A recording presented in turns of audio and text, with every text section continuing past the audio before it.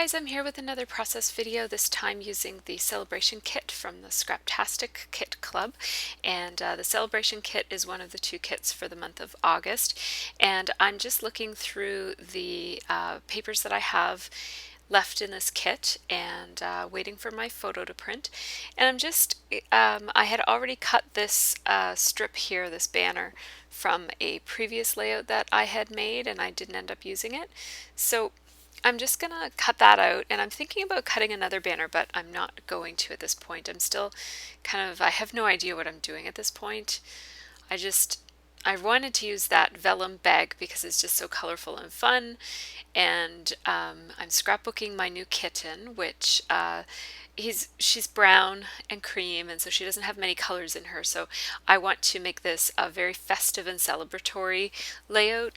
So I really want to have lots of different colors on this layout. So I really love this Cartabella paper with the stars, with the tiny stars on it, and I thought it would make a really fun background. And so this is my first decision, is to use that star paper as the background, and I want to use that striped paper that is from what is that from? It's from the Pebbles Birthday Wishes collection.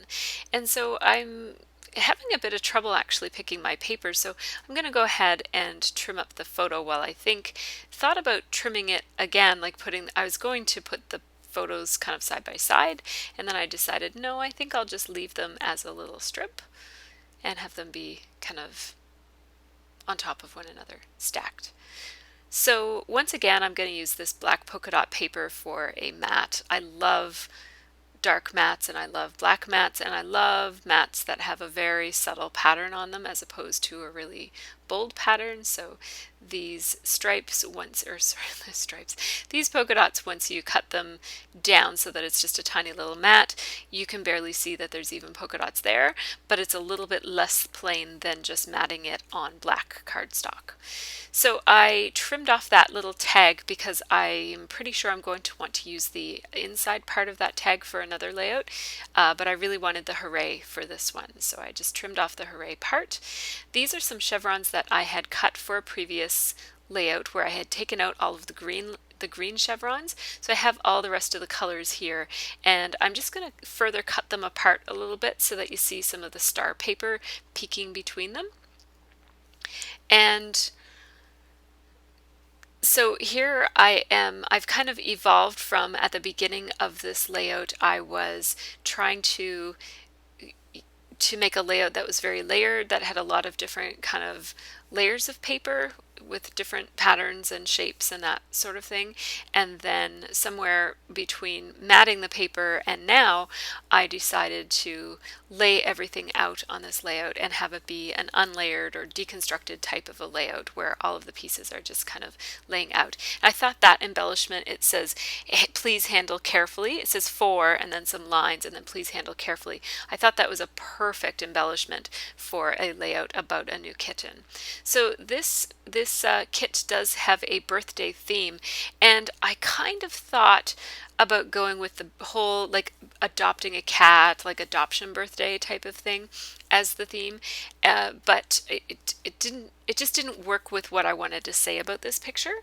So yeah, I didn't end up going with that, but I might, because I do have a lot of kitten pictures these days, and so I might still use this kit as a kind of like an adoption birthday kit for the kitten, or birthday layout, not birthday kit, but a birthday layout. So I added a third kind of collection, I guess, of chevrons, a third little set of chevrons, and I really like how that's looking. For a moment there, I thought about maybe using a different background paper, but I absolutely love this yellow star paper so much, and it just looks much better than the plain stark white or any other color. Now I thought about spelling out Lyla with those brush script stamps that came in the kit, and I also thought about spelling out her name with these letter stickers, which are totally going to blend in with those lines, and as soon as I put a couple on there, I realized, ugh, that's not going to have good readability. And so now I'm going towards these pink letters that also came in the kit. And these are one of my favorite letter fonts. It's by Jilly Bean Soup, and it's called Alpha Beans, and I love them, but they're a little bit tricky for finding your letters. So you have to dump them out on your desk and just sort through them until you find the letters you're looking for. So that's what I'm doing here. We got Lyla about a week ago, less than a week ago now, and she's really adjusting nicely to our home.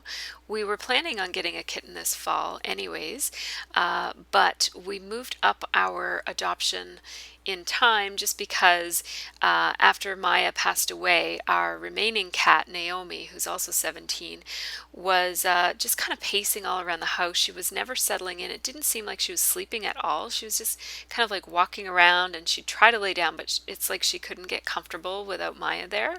And she was meowing a lot, and Siamese are quite vocal, so that's not unusual, but she was meowing a lot even for her. So we decided to just go ahead and adopt a kitten now instead of waiting until the fall, because we thought that eventually once Naomi warms up to the kitten, they might snuggle together.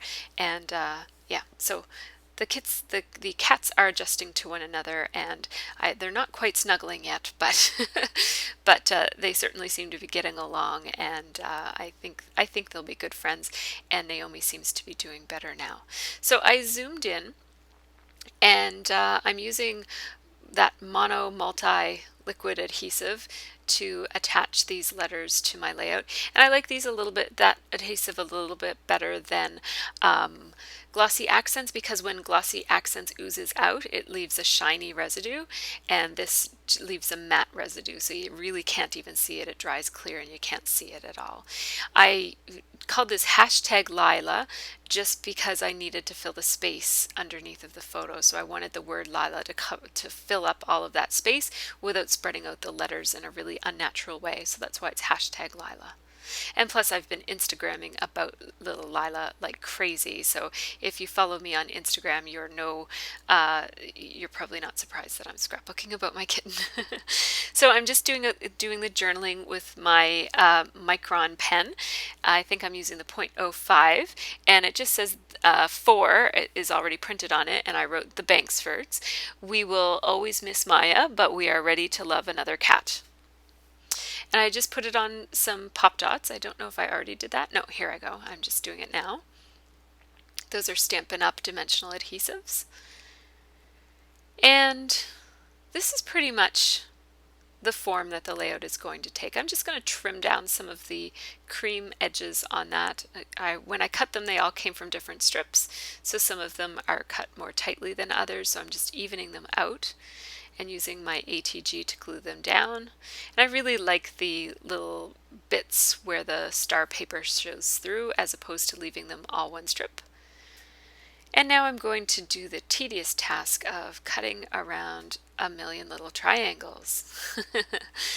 But you know what?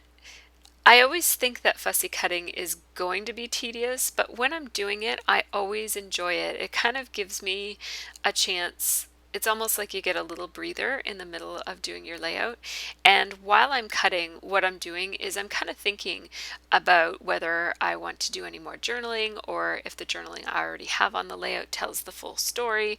I'm thinking about whether when I place this banner, am I going to make it kind of off center or asymmetrical, or am I going to make it symmetrical?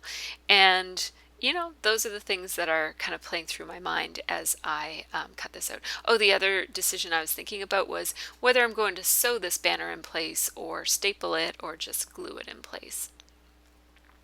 So here we go. We're almost at the end. And now the banner is done.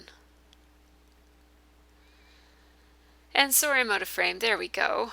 And I am leaning towards making that banner be centered.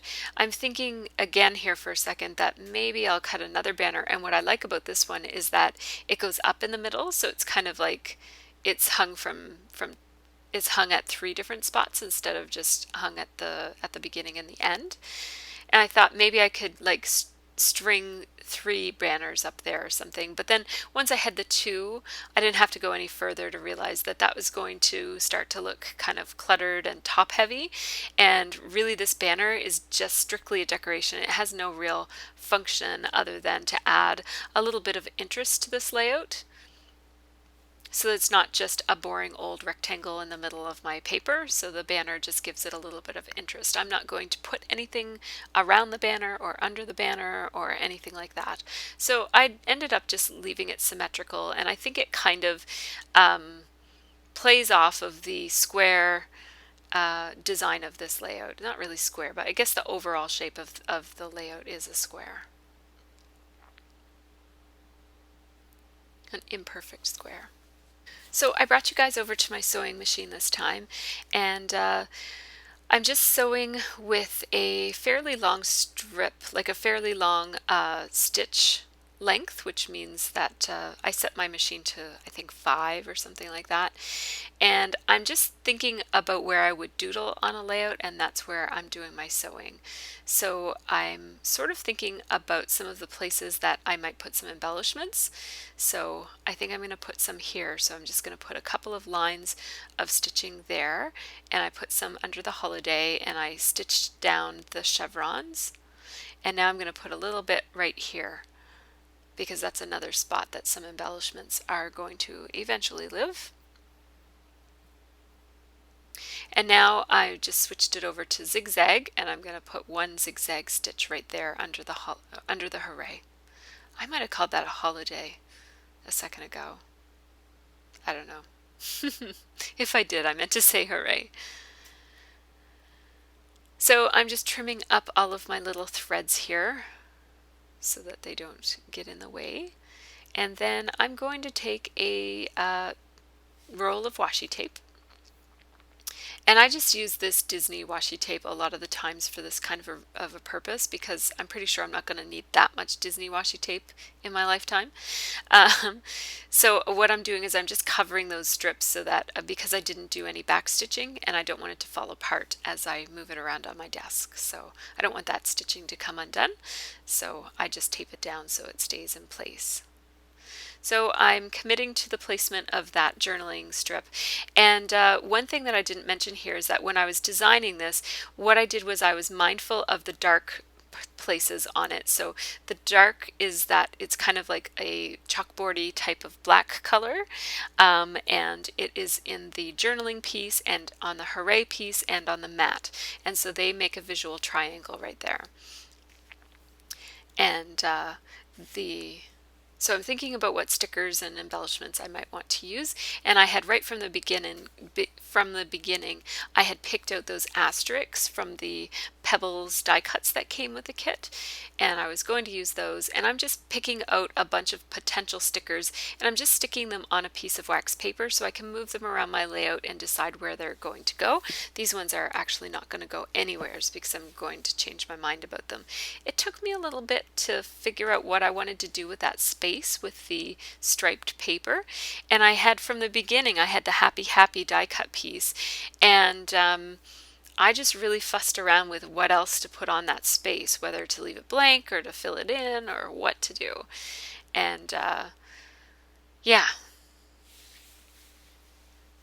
it had been a while for me. So this little arrow I'm working on right now says party animal, and because she's an animal and she certainly is full of energy and tearing around our house, making a mess everywhere. She certainly is quite the party animal these days. So now that wood veneer is one that came in the kit, and it looks like a little ribbon, and it says "So much happiness today." So certainly it's very happy with a kitty around, and I had actually forgotten how much joy a kitten brings to a household. It's been 17 years since I've had a kitten, so I had forgotten just how fun it is to watch everything they get into and all their little tricks and antics. So we've been really having a great time around the house lately with her. So I'm thinking about using stars, I'm thinking about all kinds of things, and then I remembered that I had these rosettes. These are from Pebbles as well, and I thought, that's what I need. It's big, it's bold, it adds something kind of, it becomes kind of like my main attraction as far as embellishments go, and it has quite a lot of dimension and interest to it, and then all of the other things kind of become secondary that I can place around it. And it's also beautiful colors. I love the pink and the dark pink and the yellow. So it gives me a place to tuck my little wood veneer in with that ribbon that says "So much happiness today." And I really, really like how that looks now.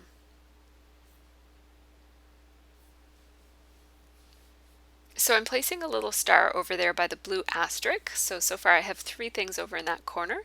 And now I'm just going to take this happy, happy banner and make it kind of bannerish by, I put glue in the middle of it and then pop dots on either end, and that makes it kind of bend and have dimension. So I'm going to go ahead and put that wood veneer piece in place, and it's just layered underneath of the rosette flower. I probably should have zoomed in a little bit here so you could see the details a little bit better of what I'm doing. I'm looking at enamel dots, and I have these little asterisks from Freckled Fawn, and I think they make a good topper for that button. I think I mentioned a couple times now that one of my pet peeves about those embellishments is that you can see the glue in the holes of the buttons, and so I've been covering the buttons with stuff, and so in this case it's a little enamel asterisk. I always call it an asterisk. I know that I pronounce it wrong, but I'm too old to change the way I pronounce a word at this point. um, Yeah, so I went a little overboard with the embellishments down here by Hooray, and I later decide that that's too much, so I'm going to take that off. I was thinking, oh, I should have 3 clusters of embellishments, like one down by the journaling piece, one by the Hooray, and then one up in the top left-hand corner of the layout, and then I'm later going to decide that I don't need that third one, the one by Hooray. Because you don't always have to follow the rules. Like, it was just looking a little yucky there, so I just decided, who needs the rules? I'm just going to use 2 clusters. I'm living on the edge here. um, so I have these little wood veneer hearts. I think they're from Studio Calico, but they could be from Freckled Fawn. And because I take them out of their package and put them in this big tower of stacked containers from Michaels, that pink bunch of containers.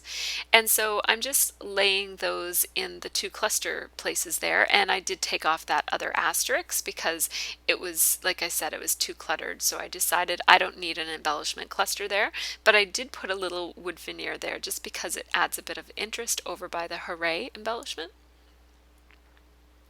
Again, I'm using my Tombow Mono Multi adhesive for putting those wood veneers down for the same reason as I did with the alphabets, because when they ooze, it doesn't ooze clear and shiny, it oozes matte. So here I am with my cake box from several years ago now. This cake box has given me a lot of mileage, and I'm going to do some misting. So I'm going to mask off my important pieces that I don't want mist to fall on. And yeah, you're going to see me screw up big time here. I wanted to have just tiny little sprinkles in the 2 places where there are clusters. So I have some enamel dots there and some wood veneers and an asterisk on each of them. And then look at that big splatter. That is not little. That big pink one down in the bottom corner. I'm like, oh man, there goes my idea of just having a subtle little sprinkling of sprinkles.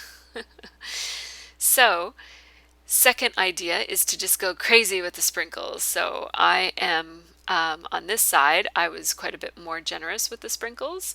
I'm just using my paper towel to dab it so that it dries a little bit faster, and it still looks a little unbalanced with the sprinkles. Just that big giant blob at the bottom was really setting off everything else. So I decided to add even more splatters over here on this side just to make it look like it was supposed to be messy. I actually really love how this trail of sprinkles, I love it when they do that, when it goes like dot dot dot dot dot all in a row. You'll see it in the close-ups probably. There's some blue that go up right into the chevrons. I love it when sprinkles do that, so I'm glad that I got that. So, and you know, it kind of, because I wanted to go with that festive look, all of the crazy sprinkles and going a little bit overboard on them kind of looks like somebody threw up a bunch of not threw up like vomited, but threw up in the air a whole bunch of confetti. So here are the kind of my close-up video shots of this layout. You can see some of the things that were just too small as I was narrating. You couldn't really see. I'm going to try to remember to zoom in a little bit. So there's the dot dot dot, kind of like a trail of blue sprinkles. I love that, just with the sprinkled mist. And then there's that big giant splat at the bottom, but it doesn't look as bad now that there's lots of splatter all over the place. And there's the title. And now you will get to see some photos. So thanks so much for watching, everybody. I hope you all have a really great scrappy week.